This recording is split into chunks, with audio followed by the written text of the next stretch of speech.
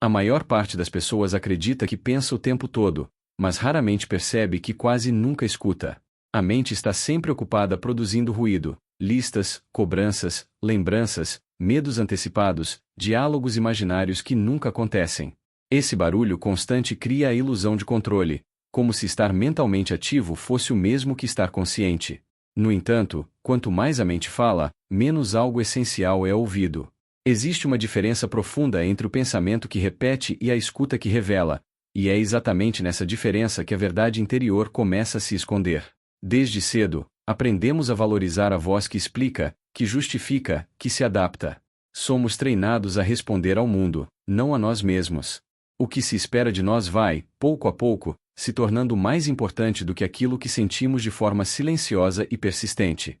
Assim, a vida vai sendo construída sobre camadas de dever, de expectativa e de comparação. Por fora, tudo parece funcional. Por dentro, algo começa a se afastar. Não é um afastamento brusco, mas gradual, quase imperceptível. Um dia, a pessoa percebe que está vivendo corretamente, mas não verdadeiramente. Carl Jung observou que o maior erro do ser humano moderno é confundir adaptação com realização. Adaptar-se é necessário, mas quando isso acontece às custas da própria essência, o preço é alto. Surge uma sensação de vazio difícil de explicar. Nada está exatamente errado, mas nada parece plenamente certo. A vida segue, os dias passam, e mesmo assim existe uma inquietação que não encontra nome.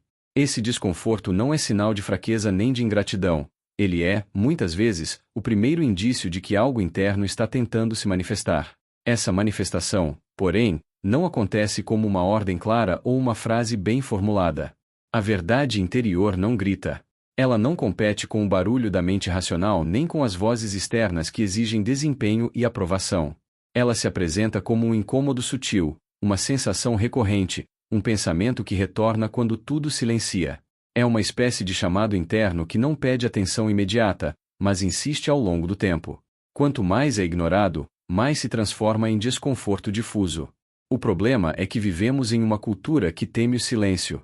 O silêncio é visto como improdutivo, perigoso ou inútil. No entanto, é justamente no silêncio que essa voz pode ser percebida. Quando a mente se aquieta, algo diferente começa a emergir. Não é uma emoção explosiva nem um raciocínio lógico. É uma certeza silenciosa, muitas vezes desconfortável, que aponta para verdades que preferiríamos evitar.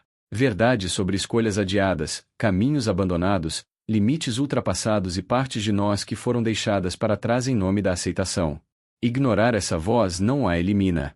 Pelo contrário, ela se infiltra na vida de outras formas. Aparece como ansiedade sem causa aparente, como irritação constante, como cansaço existencial.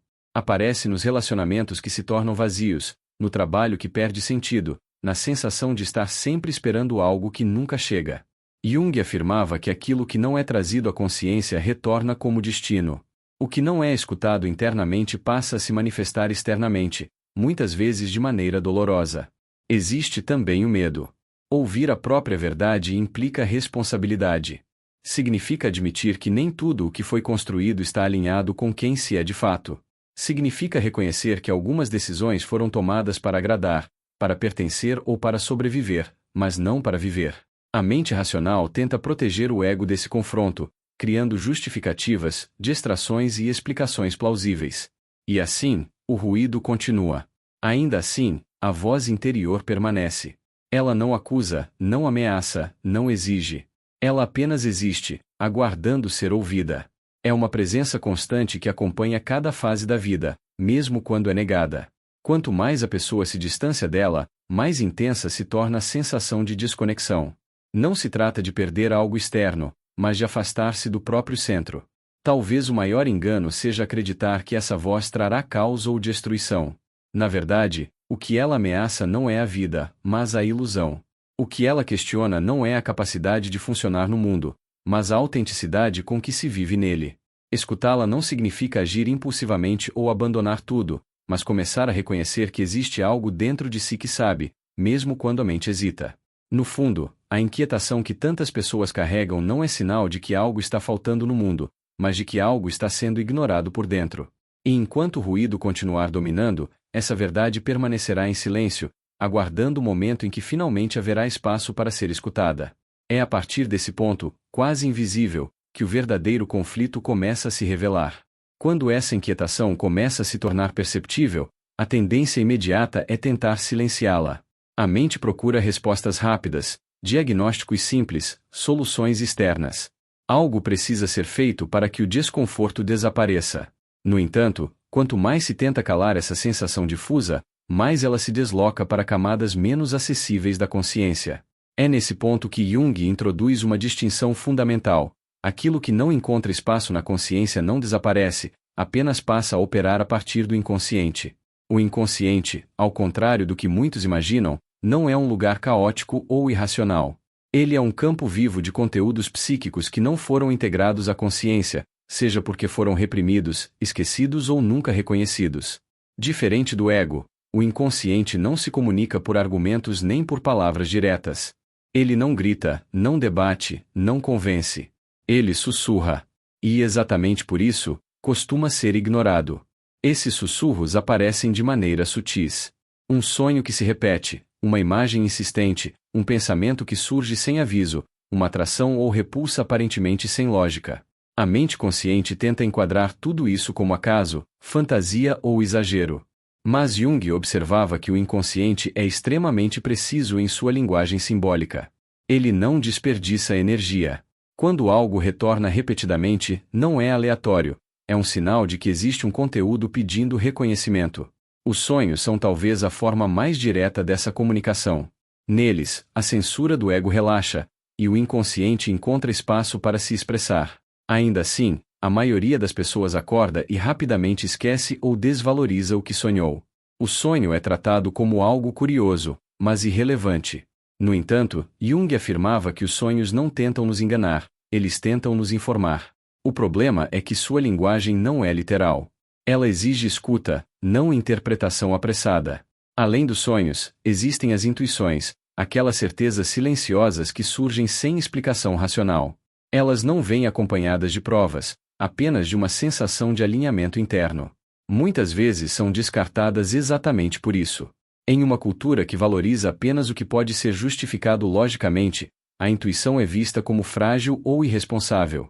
No entanto, para Jung, a intuição é uma função psíquica legítima, uma forma de percepção que acessa conteúdos ainda não formulados pela razão. Há também as chamadas coincidências significativas, que Jung denominou sincronicidades. Eventos externos que parecem dialogar com estados internos, sem relação causal aparente. Quando a pessoa está atenta, percebe que certos acontecimentos surgem como respostas simbólicas a conflitos internos. Mas, quando está desconectada, tudo é reduzido a acaso. Assim, mais uma vez, a oportunidade de escuta se perde. O ego, por sua vez, desempenha um papel ambíguo nesse processo. Ele é necessário para a organização da identidade e da vida prática, mas também atua como um guardião resistente. O ego teme perder o controle. Ele se identifica com a imagem construída, com os papéis assumidos, com a narrativa que sustenta a sensação de estabilidade. Escutar o inconsciente significa admitir que essa narrativa pode estar incompleta ou distorcida. Por isso, o ego prefere o ruído conhecido ao silêncio revelador. A sociedade reforça essa resistência. Desde cedo, somos incentivados a olhar para fora, metas, desempenho, comparação, aprovação. Pouco se ensina sobre escuta interna, simbolismo ou reflexão profunda. O mundo interior é tratado como algo secundário, quando não perigoso. O resultado é uma humanidade funcional, mas fragmentada. Pessoas que sabem muito sobre o que devem fazer, mas quase nada sobre quem são. Quando os sussurros do inconsciente são sistematicamente ignorados, eles não cessam. Apenas mudam de forma. O que poderia ter sido reconhecido como um sinal interno transforma-se em sintoma. A ansiedade cresce, o corpo adoece, a vida perde cor. A psique encontra caminhos indiretos para chamar atenção, porque sua finalidade não é punir, mas restaurar o equilíbrio. Jung via os sintomas não como inimigos, mas como mensageiros. Algo dentro da pessoa está desalinhado, e o inconsciente tenta corrigir esse desequilíbrio. Quanto mais se tenta eliminar o sintoma sem escutar sua origem, mais ele se fortalece. O sofrimento, nesse sentido, não é um erro do sistema psíquico, mas uma tentativa de comunicação falhada.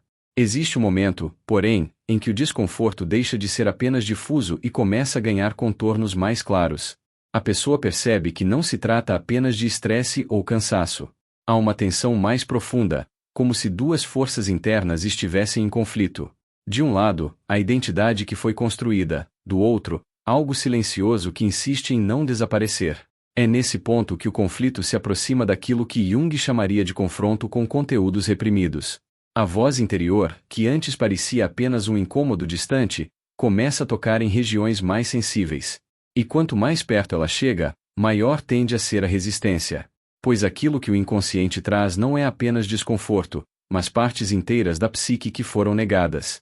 Partes que carregam emoções, impulsos e verdades que o ego preferiu não ver. Aos poucos, fica claro que não ouvir essa voz tem um custo cada vez mais alto, e que o silêncio não é mais uma opção neutra. À medida que essa tensão interna se intensifica, algo começa a ficar evidente. A voz que insiste em ser ouvida não traz apenas mensagens confortáveis.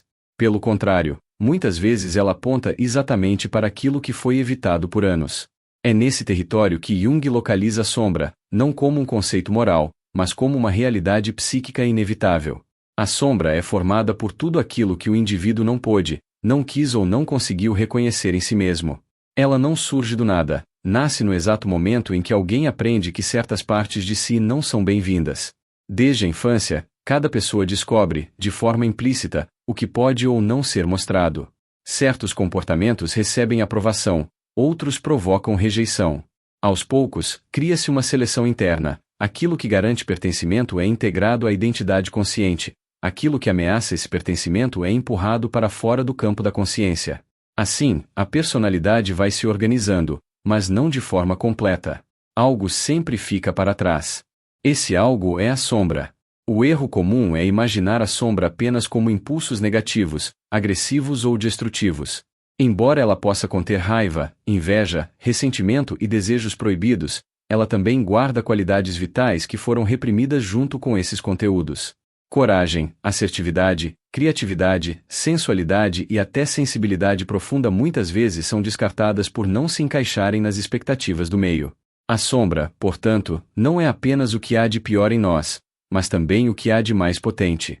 A voz interior frequentemente emerge a partir desse território sombrio. E é exatamente por isso que ela assusta. Ouvi-la significa reconhecer emoções que não combinam com a imagem que se construiu, admitir impulsos que contradizem a persona social, aceitar verdades que desorganizam a narrativa pessoal. O ego reage tentando silenciar essa voz, pois sua função principal é preservar a coerência da identidade. Tudo o que ameaça essa coerência é percebido como perigo. Quando a sombra não é reconhecida internamente, ela tende a se manifestar externamente por meio de projeções. Aquilo que é negado em si passa a ser visto com intensidade exagerada nos outros. A raiva não reconhecida torna-se intolerância. A insegurança não admitida transforma-se em julgamento. O desejo reprimido aparece como crítica moral. Jung observava que aquilo que mais nos incomoda no outro costuma apontar para algo não resolvido dentro de nós. Não se trata de culpa, mas de mecanismo psíquico. Essa dinâmica gera um conflito constante. A pessoa tenta sustentar uma imagem consciente enquanto partes inteiras de si exigem reconhecimento. O resultado é um estado de tensão permanente, muitas vezes acompanhado de culpa difusa ou irritação sem alvo definido. Há uma sensação de estar sempre em defesa, como se algo interno pudesse escapar a qualquer momento. A vida torna-se um esforço contínuo de manutenção da persona. Ignorar a sombra, porém, não a torna menor. Pelo contrário, quanto menos espaço ela encontra na consciência, mais autonomia ela ganha. Jung alertava que a sombra inconsciente tende a se manifestar de forma compulsiva. Explosões emocionais, comportamentos autossabotadores, escolhas repetidamente prejudiciais são sinais de que conteúdos reprimidos estão buscando expressão. Não porque desejam destruir, mas porque precisam existir. A verdade interior, nesse estágio, deixa de ser apenas um sussurro distante. Ela começa a pressionar. A inquietação se aprofunda, e a pessoa pode sentir que está em conflito consigo mesma. Parte quer continuar como está, outra parte exige mudança. Esse conflito não é um erro do processo psicológico, mas um passo inevitável. Ele marca o ponto em que a consciência já não consegue mais fingir que não vê. Há também um luto implícito nesse momento. Reconhecer a sombra significa admitir que a imagem idealizada de si mesmo não é completa. Significa abrir mão da fantasia de controle total e aceitar a própria complexidade. Esse reconhecimento dói, porque desmonta ilusões cuidadosamente construídas. Mas é justamente aí que reside sua função transformadora. Jung afirmava que não existe iluminação sem sombra. Não é possível alcançar integração psíquica tentando ser apenas luz, apenas virtude, apenas adequação. A totalidade inclui contradições, impulsos opostos e ambiguidades. A voz interior, quando surge a partir da sombra, não pede perfeição. Ela pede honestidade. Quanto mais a pessoa resiste a esse confronto, mais a vida tende a criar situações que o provoquem. Conflitos recorrentes, relações difíceis, fracassos repetidos funcionam como espelhos. Eles revelam, de forma indireta, aquilo que foi negado internamente. A sombra busca a integração, não punição. Ela quer deixar de atuar às escondidas. Nesse ponto, algo começa a mudar silenciosamente. A pergunta já não é mais porque a vida está difícil, mas o que dentro de mim está sendo evitado. A atenção se desloca do mundo externo para o interno. O conflito deixa de ser apenas sofrimento e começa a adquirir sentido. E é exatamente quando essa virada acontece que a psique se prepara para algo ainda mais profundo, pois ouvir a sombra é apenas o início de um processo maior, aquele em que a própria vida passa a exigir uma resposta que não pode mais ser adiada. Quando esse confronto interno se aprofunda, chega um momento em que já não é possível sustentar a vida exatamente como ela era. Algo começa a ceder. As estruturas que antes garantiam estabilidade passam a parecer frágeis, insuficientes ou falsas. É nesse ponto que muitas pessoas dizem que tudo desmoronou, sem perceber que, do ponto de vista psíquico, esse colapso não surge como punição, mas como necessidade. Jung via essas rupturas como momentos em que a vida força o indivíduo a ouvir aquilo que foi ignorado por tempo demais. Essas crises raramente aparecem de forma clara ou organizada. Elas se manifestam como esgotamento, perda de sentido, depressão, ansiedade intensa, conflitos que se repetem ou acontecimentos externos que interrompem brutalmente a rotina. A sensação é de desorientação. Aquilo que antes dava identidade já não funciona, mas ainda não existe algo novo que possa substituí-lo. O ego, acostumado a controlar e planejar, entra em pânico. Ele tenta reconstruir rapidamente o que foi perdido, sem perceber que o colapso faz parte do processo. Jung descreveu esse estágio como um momento de desintegração necessária. Antes que algo mais autêntico possa emergir, aquilo que é falso ou insuficiente precisa cair. Não se trata de destruir a vida, mas de desmontar uma forma de viver que já não corresponde à verdade interior. A dor surge porque o indivíduo se identifica profundamente com aquilo que está sendo questionado. Quando essa identificação é ameaçada, a experiência é vivida como perda, mesmo que o que esteja sendo perdido seja apenas uma ilusão. Nesse período, é comum surgir a sensação de estar sozinho, mesmo cercado de pessoas. As referências externas deixam de oferecer segurança, e conselhos bem-intencionados soam vazios. Isso acontece porque a crise não pode ser resolvida apenas no plano externo. Ela exige uma reorganização interna. Jung observava que muitas neuroses surgem exatamente quando a vida pede uma mudança que o indivíduo se recusa a fazer. A psique, então, cria o sofrimento como o último recurso para provocar movimento. Há um medo profundo associado a esse momento. Medo de enlouquecer, de perder tudo, de nunca mais voltar ao que era antes. No entanto, o que se perde não é a sanidade, mas a antiga forma de identidade. A persona, que por tanto tempo garantiu adaptação social, começa a se dissolver. Esse processo é vivido como morte simbólica. Algo dentro precisa morrer para que outra coisa possa nascer. Jung chamava esse estágio de uma travessia inevitável no caminho da individuação. Muitas pessoas tentam escapar desse chamado. Buscam distrações, anestesias emocionais, soluções rápidas que prometem restaurar o equilíbrio perdido. Em alguns casos, isso funciona temporariamente, mas o conflito retorna com ainda mais força. A vida parece insistir, criando novas situações de ruptura. Isso acontece porque o problema não está nas circunstâncias externas, mas na distância entre a vida vivida e a verdade interior. Existe, porém, um ponto delicado nesse processo. A crise pode tanto transformar quanto paralisar. Tudo depende da relação que o indivíduo estabelece com o sofrimento. Quando a dor é vista apenas como inimiga, a tendência é lutar contra ela. Quando é reconhecida como mensagem, algo começa a se reorganizar. Não se trata de romantizar o sofrimento, mas de compreender sua função. Ele sinaliza que o antigo modo de existir chegou ao limite. Aos poucos, se houver abertura, surge uma nova atitude interna.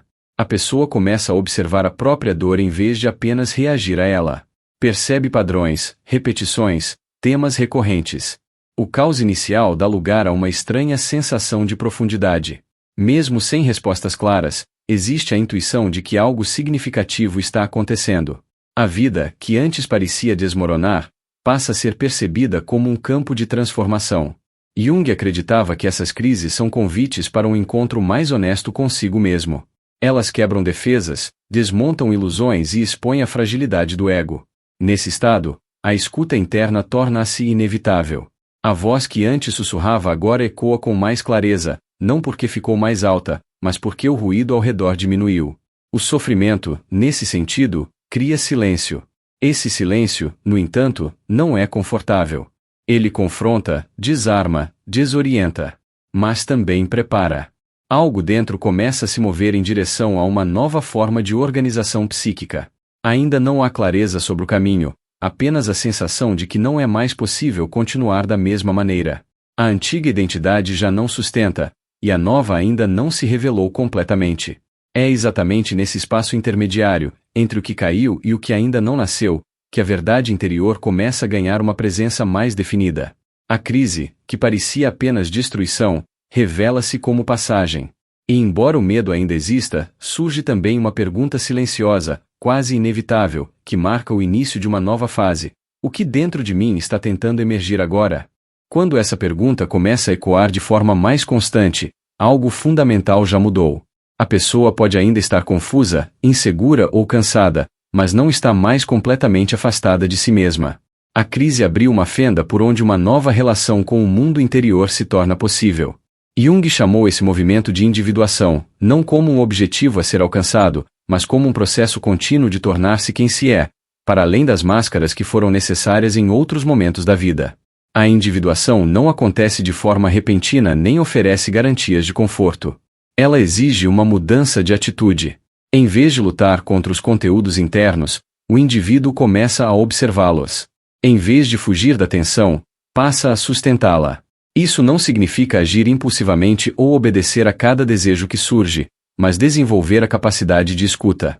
A voz interior, que antes parecia confusa ou ameaçadora, começa a se apresentar com mais clareza quando encontra espaço. Nesse estágio, torna-se evidente que a verdade interior não é uma emoção passageira nem um capricho do momento. Ela se manifesta como um eixo silencioso, uma referência interna que orienta escolhas mesmo diante da incerteza. Jung associava essa experiência ao surgimento do self, o centro regulador da psique, distinto do ego. Enquanto o ego busca controle e reconhecimento, o self busca integração e totalidade. Ouvir essa instância mais profunda exige humildade, pois significa aceitar que nem tudo pode ser planejado ou explicado. O processo de individuação também exige coragem. Escutar a própria verdade frequentemente implica contrariar expectativas externas. Relações, carreiras e papéis sociais passam a ser questionados não por rebeldia, mas por desalinhamento. A pessoa começa a perceber onde está se traindo silenciosamente para manter pertencimento ou segurança. Essa percepção não vem acompanhada de respostas imediatas, apenas de uma clareza incômoda. Continuar da mesma forma já não é possível sem um custo interno alto demais. Aprender a confiar na voz interior não significa eliminar o medo. O medo continua presente, mas deixa de ser o guia principal. A diferença está em não permitir que ele decida sozinho. A verdade interior raramente promete caminhos fáceis. Ela aponta para aquilo que é necessário, não para aquilo que é conveniente. Por isso, muitas vezes, a escuta exige paciência. Há escolhas que precisam amadurecer internamente antes de se tornarem ações externas. Jung enfatizava a importância do simbolismo nesse processo. A verdade interior não se revela apenas por meio de pensamentos claros, mas também por imagens, sonhos e estados emocionais. Quanto mais a pessoa aprende a observar esses sinais sem pressa de classificá-los, mais afinada se torna a escuta. O silêncio passa a ser um aliado, não um vazio a ser preenchido. Nele, algo se organiza lentamente. Com o tempo, surge uma sensação de alinhamento difícil de descrever. Não é euforia nem certeza absoluta, mas uma coerência interna crescente. Mesmo diante de decisões difíceis, existe uma sensação de integridade. A pessoa começa a agir a partir de um lugar mais verdadeiro, ainda que isso implique perdas externas. Jung acreditava que a paz psíquica não nasce da ausência de conflito, mas da fidelidade a si mesmo.